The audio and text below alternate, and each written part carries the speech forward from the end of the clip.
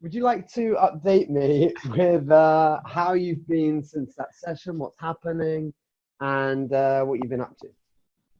Yeah, sure, let's do it. So, I mean, what a session the other time. I think I was baffled, completely baffled for the next 2 or 3 days, at least. You know, it's very strange to explain, but it's as if someone slapped you in the face and that someone is, yourself in part. It's kind of, I mean, yourself meaning me, so it's kind of very, very, very interesting. Wow, it was like, I don't know, it's Okay. like a very simple thing, but then it felt like very good. It gave me some time to think as well, because we're 1 month later now, and it's been like, I don't know, it felt very good. Like we worked on something maybe small, but very, very, very important, actually. Um, Hmm. so as of how it's been since, um, pretty good. It's very interesting to understand the difference between being a perfectionist, but in certain areas of your life, actually, because being a perfectionist it doesn't define you, but it can define you in some areas of your life, and that's kind of what was happening, I guess. Hmm. So just let Hmm. Hmm. let that go. But the difference isn't so obvious. I think so it's not very explained in the wide to the wide public. I think the information isn't widely spread, or maybe it's just that I was just stubborn for the most part. Well, either way, you definitely made some big progress previously. How has it impacted you in your day to day? Yeah, so I think that's what may have had the most impact, I think, regarding clients. Hopefully, I've been more open, and if I suggest more on, how to, it does, clients wise, it's much better. Basically, they like it more when I have like less burden and it's all delegated. I think one of the indirect outcomes of the meeting was that I made a nice Trello board, which I was thinking of setting up for quite some time. But I've set up a nice Trello board project management where my developers, they help me to fill in, or they fill in themselves what they're working on, because they know. Um, Try to get into the in progress column, what it's actually in progress, and done what's done. So sometimes we cannot give very accurate deadlines of what's gonna happen. Sometimes it's like 2 3 days of extras. It will take 5 days, but plus minus 2 3 days. We don't. It's a bit gray area. So long as things are moving on the Trello board, the clients have access, and it's like way better for them, like way better, because they can know what we're up to. And then I don't have to necessarily have all the stress. It's like, well, this is what it takes for us to be able to do the feature. It's maybe that's the timeline that we need, and that's what we're up to pretty much exactly. So it's very understandable for them. And hopefully developers are feeling also better, because instead of having the burden all in themselves, kind of what I was having, then it's kind of in the Trello board, so they can just focus on doing one task at a time, and it's probably way less stress overall for everyone. At least I hope, or at least a huge step forward to it. So that's work-wise. Can you still hear me at all? No. I hope I wasn't talking to myself for the past. Looks like I was. Yeah, I was talking to myself. It works the same, by the way. Let me try to connect to the 5G, see if that happens.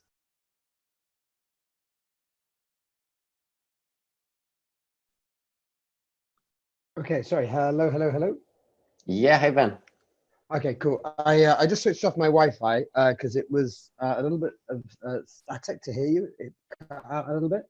So could you just carry on with regards to you're saying it's slightly better in your business and you've set up a Trello board. That's where I got to. Could you explain a little bit more? Yeah, for sure. So I can hear you way better as well. So Oh hopefully wow, you yeah, I hear can hear too. you much better. Okay. Cool. Okay. Okay. Cool. So yeah, set up the Trello. It's maybe a simple thing, but it did come out of the consequence of us having the session, I think. And the outcome of the Trello board is that, sometimes say a task needs 5 days to do, but sometimes we're not exactly sure, and it may take 2 3 days more or less, depends. So it's kind of nice to for the clients to know what we're up to exactly. So we break it down so that they can see actually what's really going on that's understandable in human language, not developer language. And then for the developers, it's not really the burden on them anymore, because sometimes you just cannot do it and you do need some more space. So long as they, we communicate through a Trello board what they're up to exactly. And they can only do one thing at a time, and once the things are broken up into steps, you can actually see why things may need a little longer, or this popped up, this popped up, this popped up. And so if it's on the Trello board, then it's very understandable. And although we do try to stick to deadlines, it's life. If sometimes things need a bit more time, then so be it. The work has to be done properly. So less stress for the clients, because now they know what's going on. If things take longer or shorter, they are way more informed, and maybe information is the key, because so long as they know what's up, they are very reasonable people and they're great. So it's good that we have that. It's good that we have that. And yeah, for developers, now instead of the burden being on them and kind of the client not knowing, so me kind of in the middle, I kind of know how things work, because I developer too, but it's nice to have that little framework. Yeah, so that did come out indirectly of the discussion, and that's work-wise. So definitely way better on that Trello board itself. Also on the approach, on all of our developer calls, all of meeting people. That's been work-wise very well reflected. Dance-wise, big impact, I think, very, very big impact, interestingly enough. Yeah, I do some salsa dancing, some urban dancing, recapping for people who are following. And yeah, being too analytic for that kind of thing, you can only be so analytic. It just I can imagine, yeah. And the same for football, actually, but like exactly the same. You can be too analytic. You just have to let go. Especially now that when I play with friends, it's kind of real, like it's tough games. It's very, very, very good. I'm playing now midfield every time we play, so it's a very big role. And if I don't need to be too analytic. Sometimes you just let go and some plays come. So it's like that. It's very interesting to see how, notably me who have different hobbies, I guess, or passions, I can see how things interconnect across disciplines. And it's like exactly the same thing in football, dancing, business, work. Yeah, even so with my mom, hopefully when we have calls, hopefully it's a bit better. It's no need, it's just let things flow a little bit more. I think flow is the key. Don't have to stop it all the time. Yeah, sure. I guess that's that. Don't have to stop things all the time to try to make them perfect. You can just energetically, it explains to things flowing a bit easier. You don't have to stop and double check every single sentence that comes out of your mouth all the time. Wow. Sounds to me like we've made a bit of progress, huh? So, how did you get on? How did you get on with the challenge of letting all your network know exactly what you do? Did you manage to complete it? So with the challenge, first thing that I realized is that most of my network actually already knows what I'm up to, notably with the course that I have online. It seems like people don't really, I brainstorm with a few friends. I grab maybe 3 and my sales guy on how we would do that. Seems like most of my contact list already know about my course. So then after some brainstorming, I thought, well, yeah, the outcome of the brainstorming was that it's 2 things that I have to do. One is a video that's the day of in a life to show people what I'm up to day to day. And another one is a 1-minute video or 2-minute video that I show live all of the stuff that I've been working in the past 2 years. Nice and easy. And that would be more than good enough. So I wished that I could come to this session and say that I've already published those 2 things, but the video in a life thing, I made the video. I took all of the videos on Wednesday, so we have a day in a life of my Wednesday. And I just finished to put it all together pretty much. So I was just gonna I hope that I wish that I was gonna hit publish before entering the session, but it was not the case. Well, it sounds to me like you've done more than enough. That's fantastic. So you've done the video of your life. Have you done the 2-minute video rounding up the past 2 years as well? Not yet. That one isn't done, but I do owe it to you, and I think, well, or to myself mostly. I don't care. You owe it to yourself more than me, my friend. You don't care. Yeah, you don't care. Yeah, but yeah, sure. I wouldn't say I don't care. Do you? Oh, that's good to know then. I'm happy. That's good to know then. If you do, right, well, yeah. That's I think good it's to know. important to care about the people that I work with. Yes. So it's fantastic that you've been making this sort of progress, which is great. And I'm sure within the next few weeks, your network will have been updated through the different videos that you and your sales. Yes, they will. On how best they will. To also inform. And in fact, in fact, yeah, this one can accumulate to the next month's challenge, because they may seem quite like silly, but they're huge challenges. Actually, it's not easy for me to do, but it's no excuse either. It should have been done. So yeah, I think at least I defined the plan, and I would be happy if at least those 2 videos are out. So the plan has been defined, and action will be taken in the next week. That said, you can still throw a huge challenge at me at the end of the call, and I'll complete them both. Oh, well, we'll see where the call goes. I'm not sure where we'll take it today. I don't know where we're going to take it last time. But, so maybe no challenge then. All right. Why not? Have some rest for the next month. Why not? We'll see, right? If you wanted to rest, we probably wouldn't be having these calls, right? Okay, so let's dive into a little bit more. I'm just going to give you a heads up that I've got to leave pretty much on 7 on the dot, because I have another call back to back, because I'm flying out out of Shanghai tomorrow. So I've got some calls that are pretty close together. So I just wanted to give you a heads up. So perfect. With that said, let's dive into next. So we've sort of dived into something different. What would be life-changing for us to work on today? What is it that you would want to work on that would make another massive, momentous shift in your life? Be it business, be it personal. What do you think that would be? So what is it that I think? Because I'm going to tell you something, and then we're going to debunk it, and we're going to do something else, isn't it? Well, we'll see. We'll see. So yeah, I think I read your little book that you made on the habits. I think it was seven. Yeah, the 7 core patterns. Yes, I remember you sending your results over to me. Yeah, I think I did some self-analysis. It turns out that I think 6 of them strongly apply to me. It's just crazy, but just too crazy. How come 6 out of the 7 apply? You know, it's like it should be 1 that applies, not 6 out of 7. Like, what the hell? Okay. Well, I think what we have to bear in mind is that these are the most common patterns that I see in business owners. Okay. And it's a very obvious one, and a lot of people do have very, very, very similar ones. And it's just a fact, right?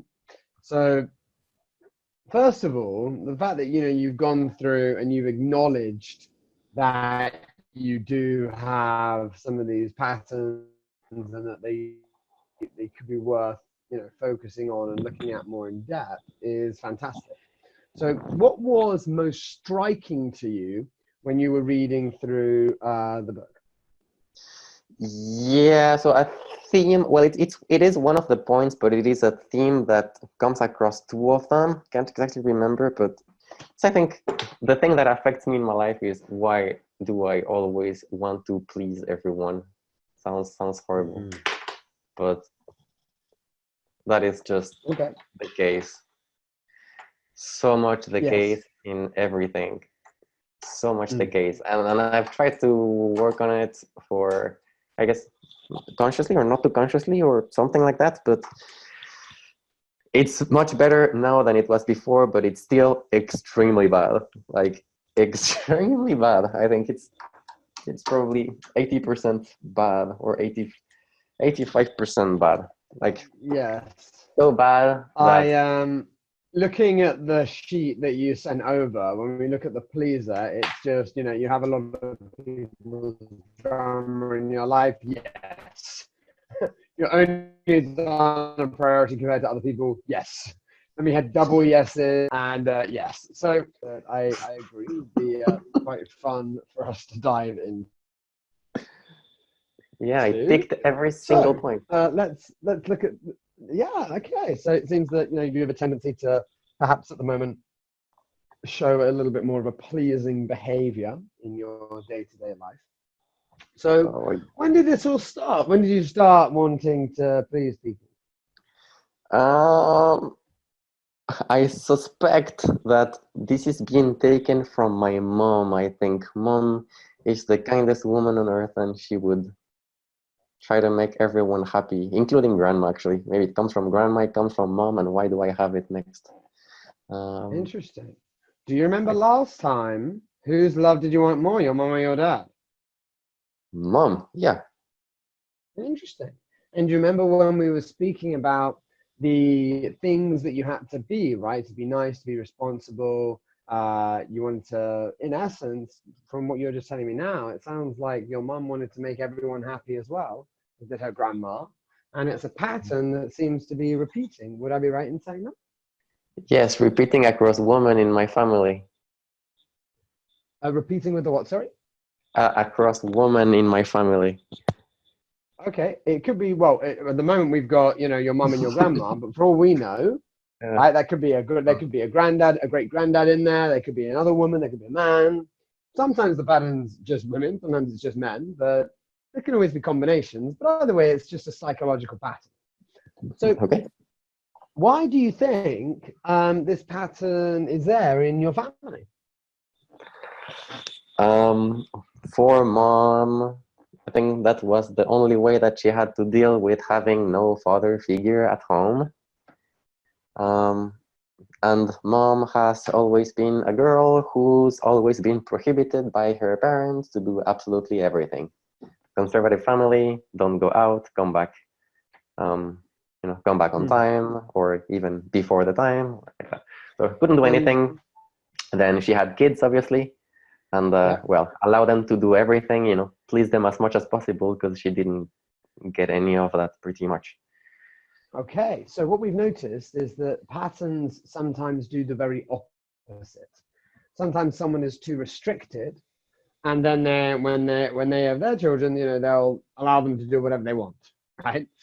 So we're diving into this further. We can see that, you know, your mum certainly had her own circumstances and wanted to please you guys, to give you the, you know, the life that she didn't have. And, you know, that certainly has done wonders with regards to perhaps you being, for being independent, for being creative, and that's fantastic. And now what's happened is that you've linked that and you've said, okay, how does mum express love? Mum expresses love by pleasing everyone. So I guess, you know, pleasing everyone is what you link to love. So the aim is you've got to be able to please everyone, because if you please everyone, then everyone will be happy, and then that's the best thing for you. Correct. There you go. Oh. Then why would you ever want to change being a pleaser? Why wouldn't you just keep on pleasing everyone else? Because apparently, you know, that's what love is.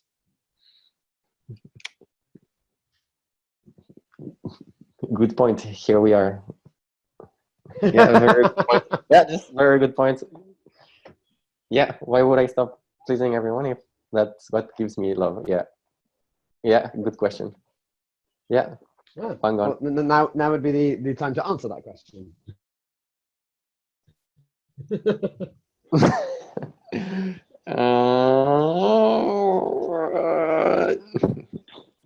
Yeah, there's no reason. That's been my most admired model of how to get love, I guess, or acceptance at least. It's your most admired model of how to get love.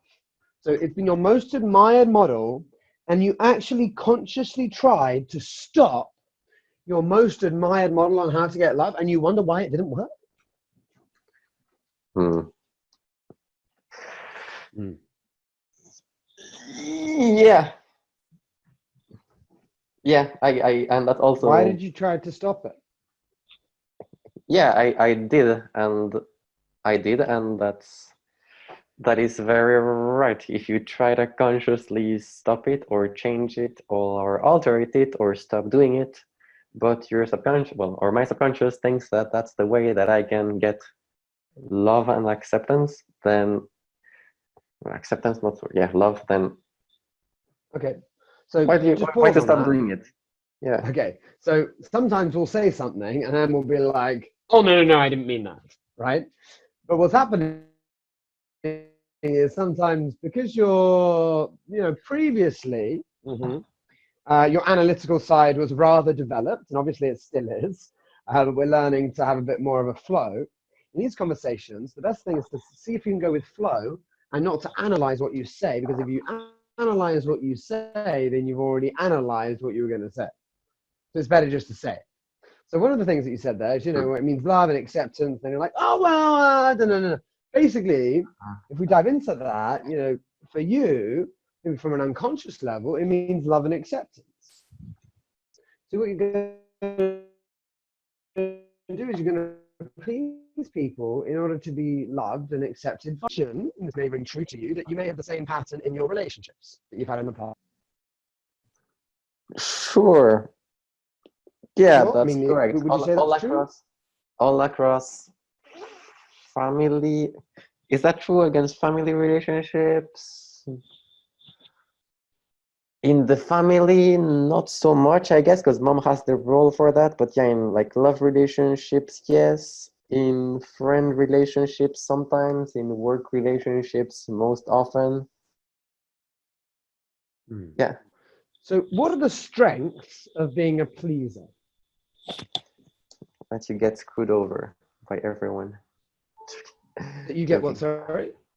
Screwed over by everyone. Okay. I see, that's one of the strengths, huh? Okay, right. So Yeah. let's. I will go on to the weaknesses, right? Let's go on to the strengths first. Let's find out why being a pleaser has been a good thing. So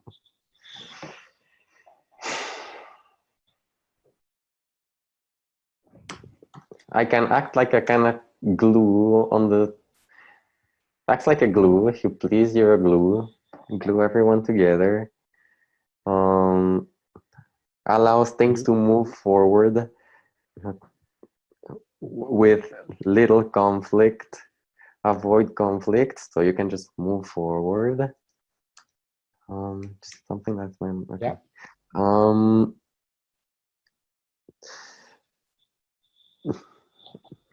Yeah, it's a nice way to glue people to avoid conflict. And sure, it's to make everyone feel like, I don't know, to try to make everyone else feel accepted, I guess, and that it's okay, that we can, just team spirit.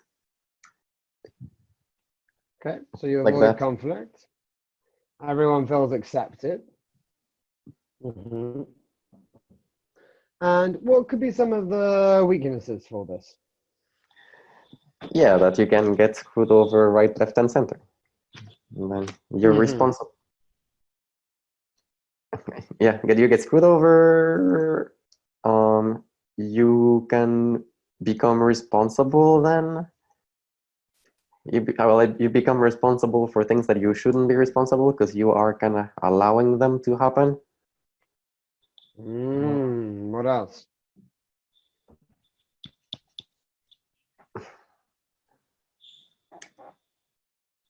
Yeah, it's, people can take advantage. Ties in, but also it's like, I was gonna say something important. Responsible. And then people cannot, a disadvantage is that people cannot give the best of themselves because they know that I would want to please anyway, so there's no kind of judge figure.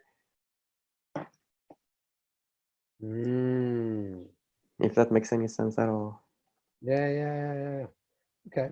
And if you're constantly trying to please everyone else, who don't you look after? Myself, yeah, Is that true? yes, it's very true. How is that true?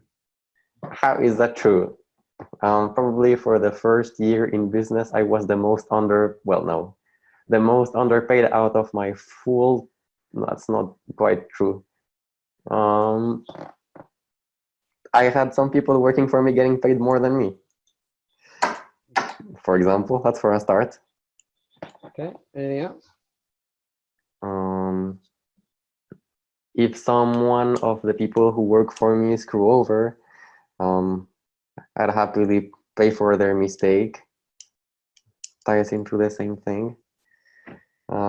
If people ask for an extension, although they don't need it, then I take the burden or the client burden. Well, then the client takes the burden. So it's like, well, I mean, and me I too. understand. Yeah. Yeah, sacrificing the group for the benefit of the individual. That's what ends up happening. Interesting. So you sacrifice the group in benefit of an individual. Yes, because then I please him, right? And what happens if two people want different things? Have you ever had that? Yes, very often or daily. Um, And then what do you do? then you take the burden and just take the burden. Don't know. Right. So if there's two conflicts and people want different things, you just tell me you just got to take the burden. Take the burden. It sounds to me, no, taking this burden, the burden sounds a little bit heavy. What even is this burden you're speaking of? Yeah, so I don't know, for example, like financial school, I mean, the burden is like, say we have I have some financial objectives to hit, and I don't mind sacrificing them for the benefit of whoever doesn't. Just giving it away for nothing is the most accurate thing. But for example, that opportunities, yes, just I guess you can say that's screwing over someone else for the benefit of the individual. Summarize it quite well. So Very well. screwing over someone else for an individual. Yeah. Well, one individual for another just because. I don't know. Yeah. So tell me, what would happen if you carried on doing this pleasing behavior as your company expanded and got bigger and bigger? Then it will be like everyone will try to take advantage as much as, well, some people will try to take advantage as much as possible, and the system wouldn't be robust enough.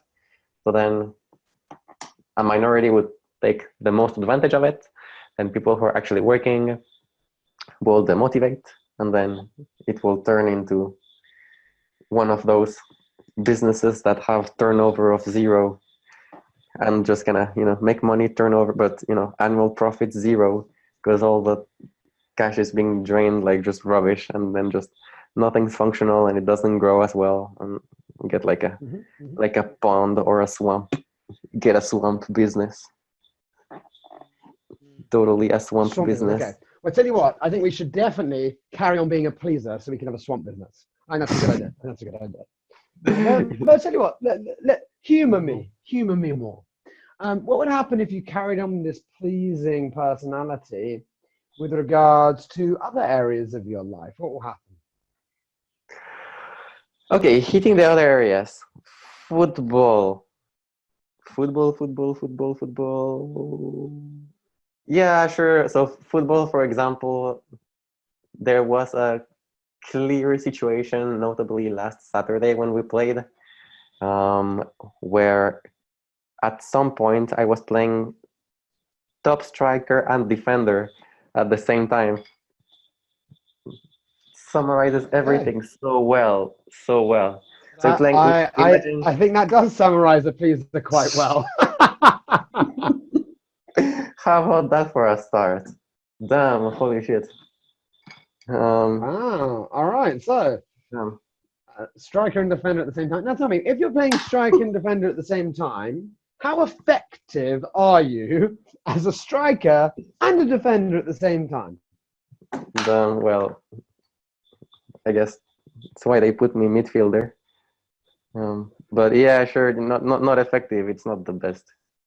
Not the best at all. It worked extremely, like our system was working extremely well for like at the beginning of the game. We were kind of winning, pretty dominating when I could like hold the middle, and then people would actually play their roles.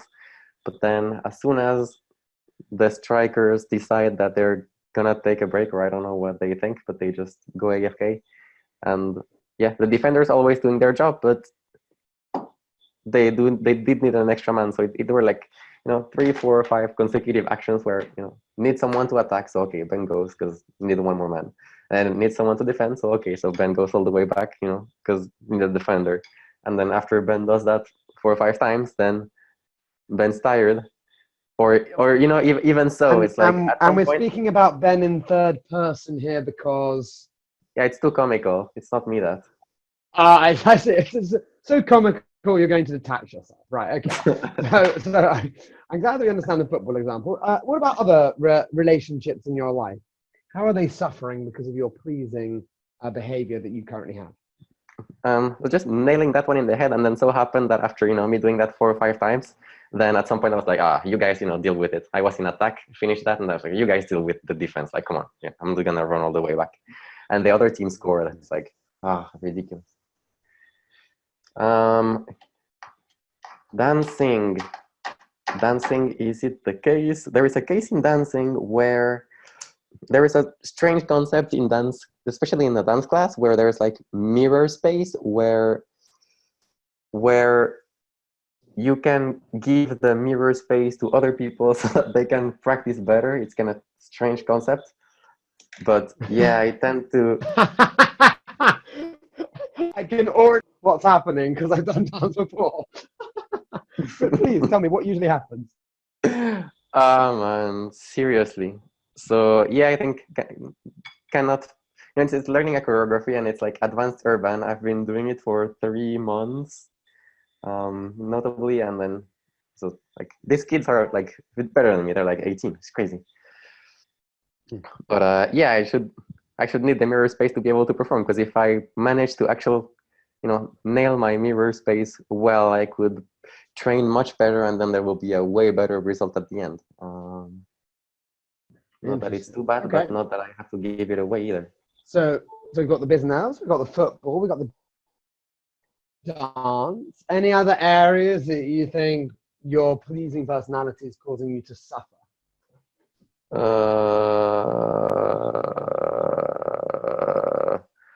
Friends-wise, like friends would be the only area that's remaining. I don't think I do anything else. Well, health-wise, I don't know. Am I pleasing people with my health? No, don't think that applies there. Friends-wise,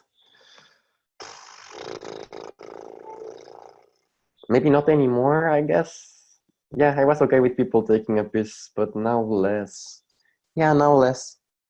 I guess just on the main area, like on the actual main areas of life, which are business, dance, and football, the biggest ones at the moment. Okay, so on the biggest ones, you are perhaps being a little bit more of a pleaser. But I tell you what, I think that we should carry on with you being the striker and defender, not seeing yourself in the mirror so you don't improve very quickly in your dance, and slowly turning your business into a swamp business. I think that sounds like a good idea. What do you think? Oh no, man, it's pretty awful. I think we've just realized how pretty awful. If in 3 years' time you built a big business and then it ended up going horribly wrong because of you wanting to please one individual and quote unquote screwing over someone else for the individual, sacrificing the group for the individual, you're telling me, it's going to be pretty awful? Yeah, it's pretty bad. I think I can even notice in myself that it seems like I've kind of given up and I've just accepted it to an extent. Okay, well, I tell you what, why don't we just accept it? Okay, you know what, let's just leave it how it is. And then we'll just, we'll just see how bad the business falls. And then maybe after it gets destroyed, after you build up your business and then you lose everything, and you lose all your clients and you lose everyone else because, you were just trying to please them, and all your workers get bored and they get demotivated because you're pleasing other people because they're the ones that are hardworking, they're not pleasing and are asking for things. Then why don't we redecide and accept it then? What do you reckon? Yeah, then I wouldn't do it either, but I would restart again and then do the same thing over. And then 10 years later, or 20 or 30, then that's it. We have a swamp. Oh, so then the swamp pattern continues, right? So I have a question to you. Would you like to do something about the swamp pattern, or would you like to carry on in preparation for the big swamp that will be occurring? Well, to be honest, I'd really like it to go. I really want it to go. I really want it like away. It's just causing trouble, but it's been here so long that it's it's kind of one of my best friends, can describe it like that. Sure, it's been one of your best friends, and we understand why it's been one of your best friends, because it's definitely helped you in different areas of your life, and you've associated love with it, especially with regards to your mom, and wanting to please your mom, especially as a pleaser, right, would be important for you when you were a child. And that is a necessity in order for a child to survive, to listen to necessity. However, you're now a grown man, your mom. Yeah. There's people that are employees. There are people that are colleagues. There are people that will be your business partners. Yes. If you carry on constantly trying to please people, even though there could be some good out of it, there's also going to be some disastrous effects as well. But more importantly than the effect it's going to have on other people, the worst thing about being a pleaser, or one of the worst things, is the effect it has on yourself. Because the truth is, you carry the burden. And you've spoken about the burden quite a few times. In essence, you're making yourself feel awful because you're taking everything on, and it's your responsibility to please other people. And you please everyone else except yourself.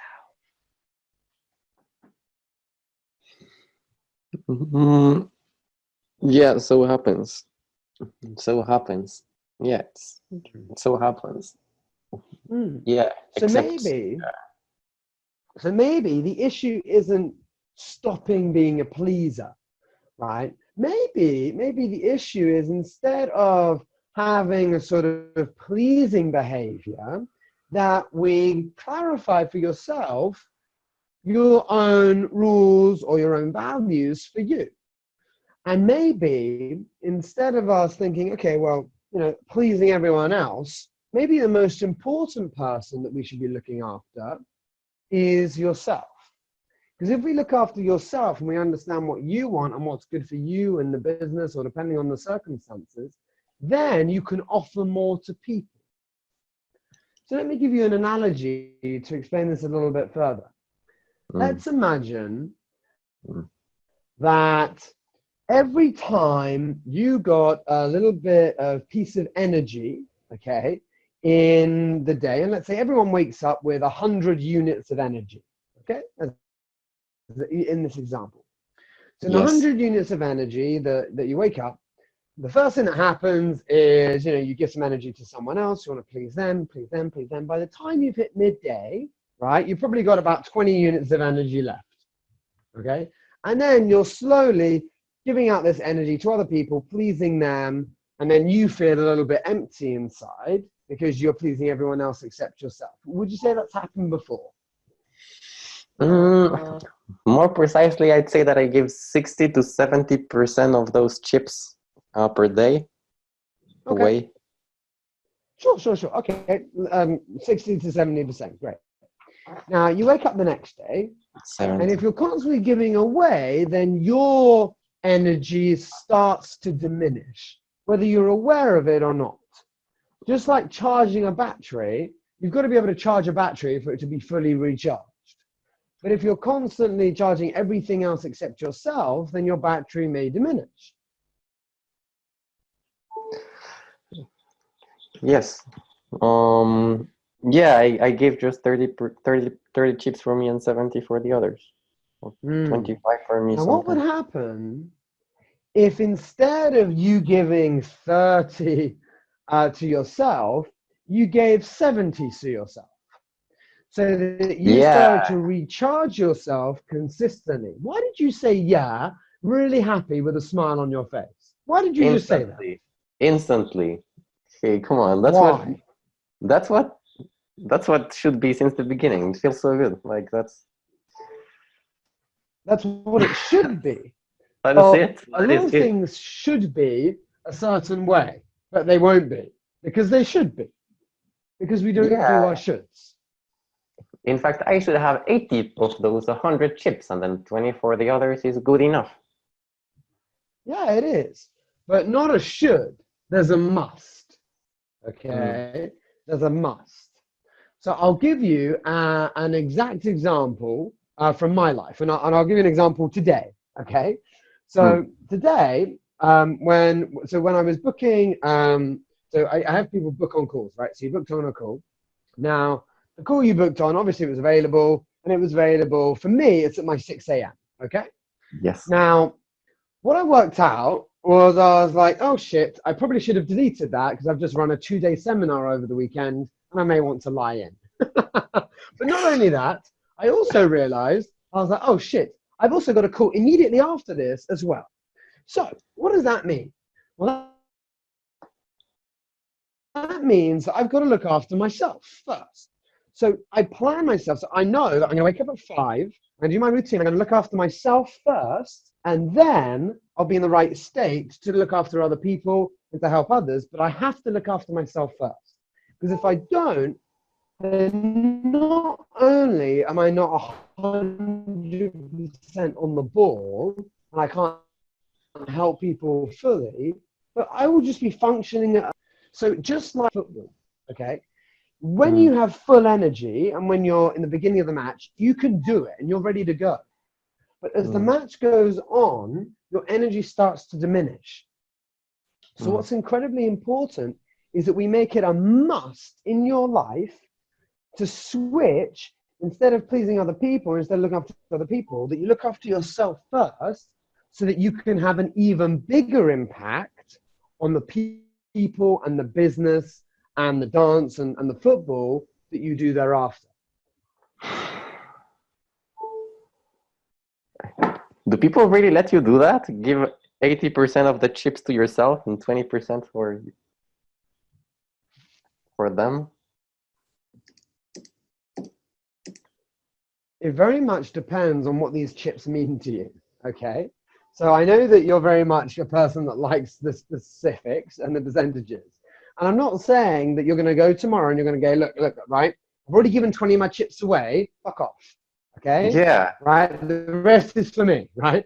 I'm not saying that. What I'm saying That's what I should be doing. We have to understand what you need in order to look after yourself. Because if you look after yourself and then you think about other people, that's going to help you move forward. But not only that, it's thinking about yourself with regards to the business as well. Because it's not just you. You run a business, for example, right? So we need to think about, okay, well, what's the benefit for the business here? Because instead of looking at an individual, you have a slightly larger thing to look at. It's the same goes for team in football or team in dance, right? Often it's a team scenario. So as opposed to just focusing on the individual, so we can look at more utility for the business. Does that make sense? Very much so. Okay. So if that's the case, what do you think you could do differently in your life that would allow you to implement some of what we've spoken about so far? Oh, the most immediate thing that I could do is when I make my schedule for the next day, well, I have to make that 80% of the stuff is for me, really. And yeah, 80% of the things have to be for me is the outcome. Okay, so what would that look like?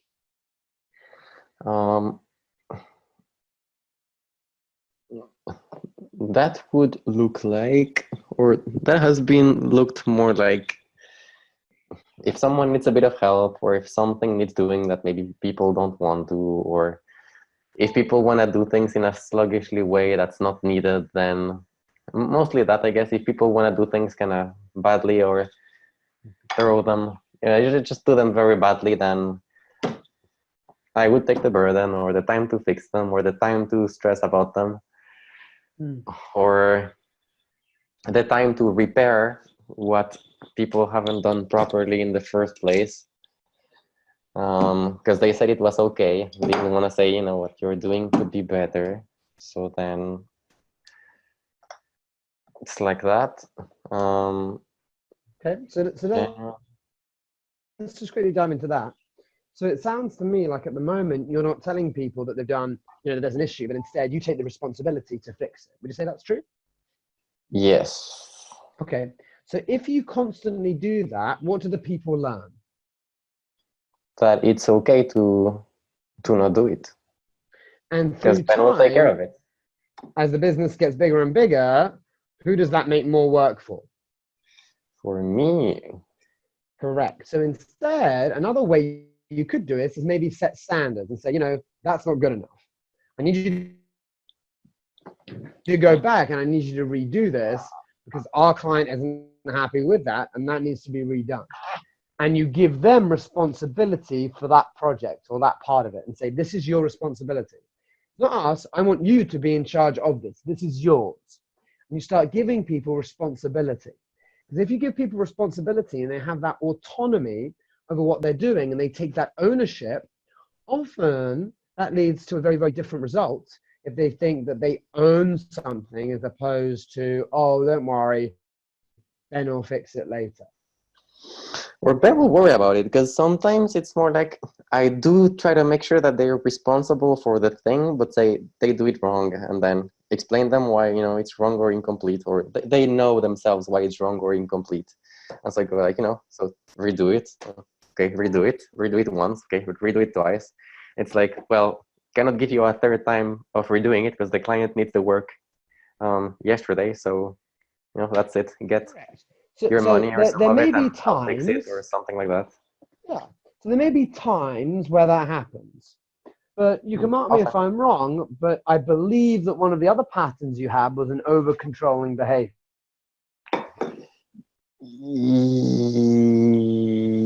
Yeah. 70%, I believe, was the percentage that you used.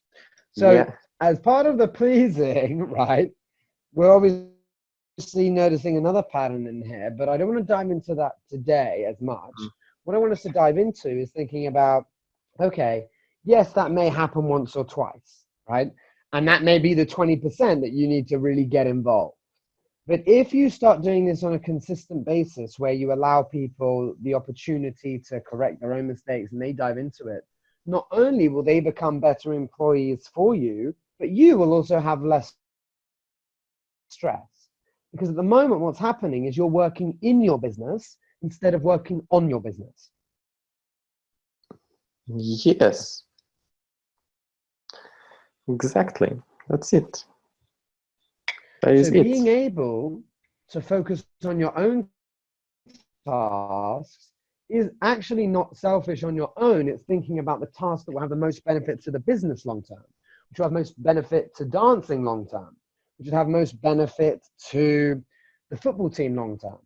Because the truth is, if you look into dance as an example, right? If you've got a team thing coming up, just as an example, if one person is pleasing everyone else and not getting their routine down, then the whole team suffers, even though they're trying to please everyone else.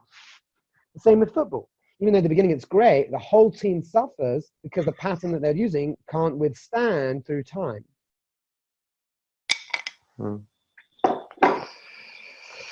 Yeah, that's not sustainable.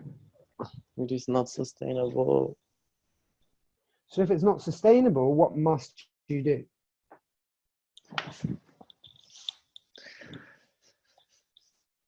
What must I do?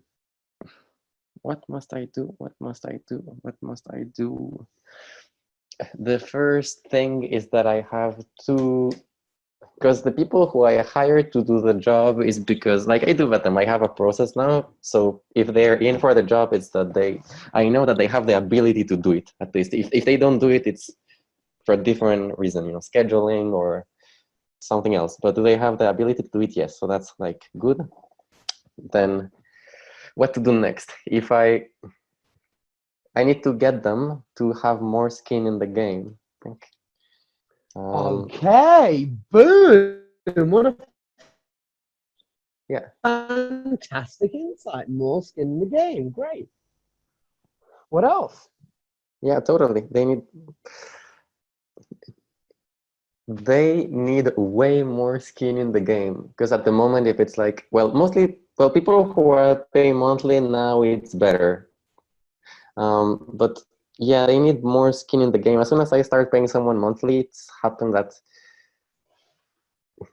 they can slack, because I guess, well, or not, but they're getting money monthly, and trying to make weekly objectives, it's working okay, but not so well, I guess. They need to have more skin in the game somehow. Okay, so Somehow. all right, so then you have more skin in the game. That's cool. I'm sure you'll figure out a way to do that.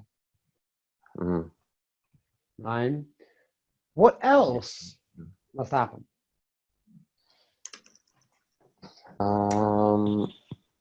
What else must happen? Well, I have to have less skin in the game for their work. Yeah, you need to have less skin in the game. Very true. Okay, cool. What else? What else? How about if I get my clients to understand, if I get my clients to agree with me that I should have less skin in the game? How about that? Okay, that could be a possibility, right? But one thing that you want to bear in mind, just briefly on this, is coming up to me. Remember that your clients deal with you as a business. Of Okay, course. so you are the figurehead of your business, so they deal with you, right? It's not their responsibility to follow up your employees. It's your responsibility to follow them up and make them responsible.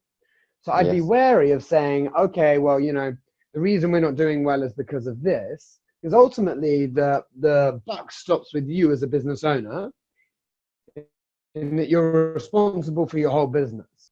However, what's most important within that is to be responsible for the business, not pleasing all the individuals, because you work together as a team. Does that make sense? Yes, it does. Responsible for the business, not for the individual. Hmm. Hmm. Hmm. Yeah, responsible for the business, not for the individual. I like that very much, because if people work on the business well, like, more credit to them. I reward them very, very much. More responsibility, more money, more. I don't think Correct. you have many issues with that at all. I think it's more the opposite. It's rewarding people for nothing that their issue is. Their issue is, or your issue has been? My issue has been, yeah, it's not their issue. They it's not good for them either, but in the long run. But that's what's been happening.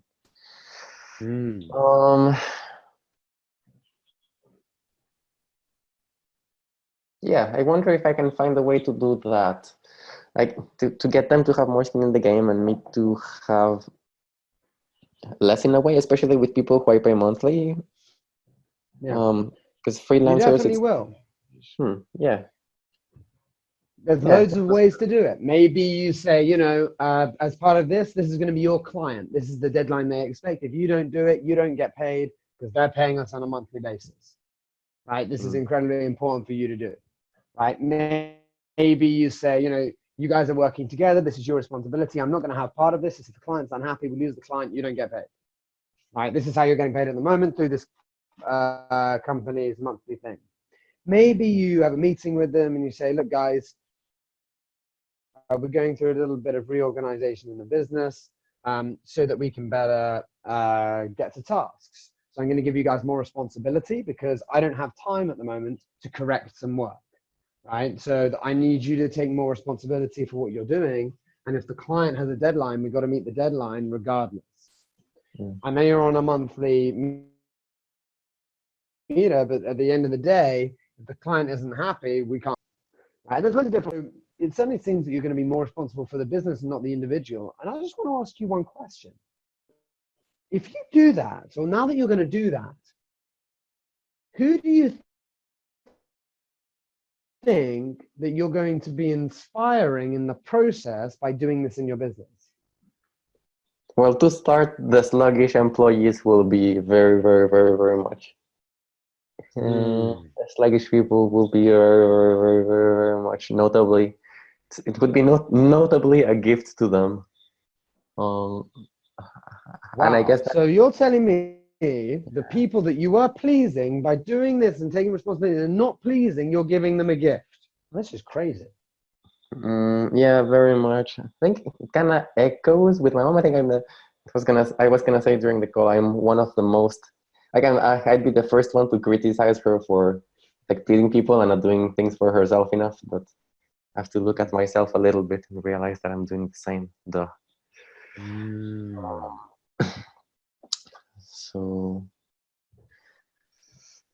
yeah, it would be better for them. It'd be better for me, and it'd be way better for the business. It would be, the business would have a 10 times improvement. Me too, and they would have probably a 5 to 10 times improvement. You know, in the middle to long run.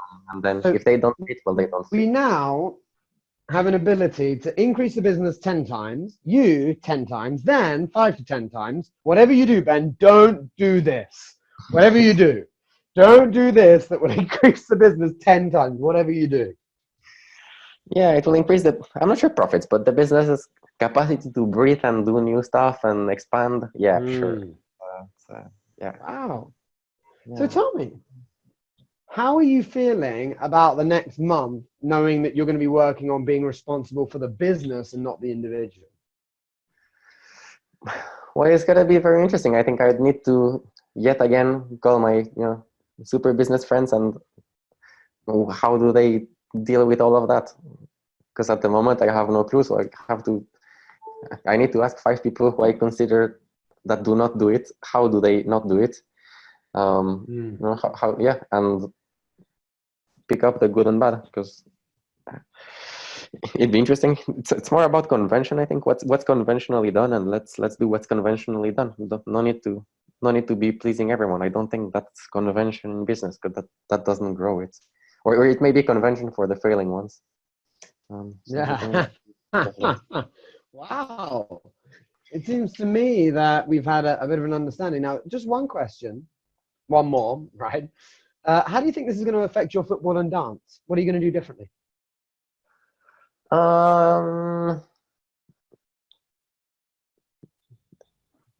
Gut feeling is in football. If I don't have to be there and the other people are gonna score, it's gonna be painful. If I don't do it, if I do other people's jobs in the football pitch, like if I do not do their job and the enemy team scores, I would be so disappointed. But maybe we'll try it out, and in the long run, we'll see if that fixes everything. Because once we get 3 goals because they didn't do their job, hopefully they will realize, and if not, then probably I have to get a better team, or just like actually go on. And they can become better because you give them the opportunity to. Yes, they can become better in the long run. Yeah. So it sounds to me like we've got a lot of long run thinking to be doing, and with regards to your behavior for the next month. Oh yeah. So Ben, rock on. We've had another very interesting call. So I look forward to speaking to you next. So feel free to book a time and we'll chat. And yeah, have a rock on month. I'm very excited to hear what you're going to be doing. So ultimately, the aim for this month is to take responsibility for the business as opposed to the individual. So I want you to take responsibility for the business. And obviously, I'm not even going to question it as a task because I know you're going to get it done with regards to sending out those videos and letting everyone know what you're up to. Yep. Okay. All that sounds very good. It was very helpful to having pinpointed this down. It's been with me so many years. Brilliant. You're welcome. I look forward to chatting to you next time, huh? Cool. All right. We'll see. And I hope that I will be announcing very good news to you with all of this. But you have done your job a million times. You've done it. Up to me now. My pleasure. It's up to you now, right? The responsibility is in your hand. I'm expecting you to rock it, but once again, it's up to you. All right, Ben, let's do this. Sounds good, buddy. I'll speak to you very soon. Take it easy. Bye. Okay, bye.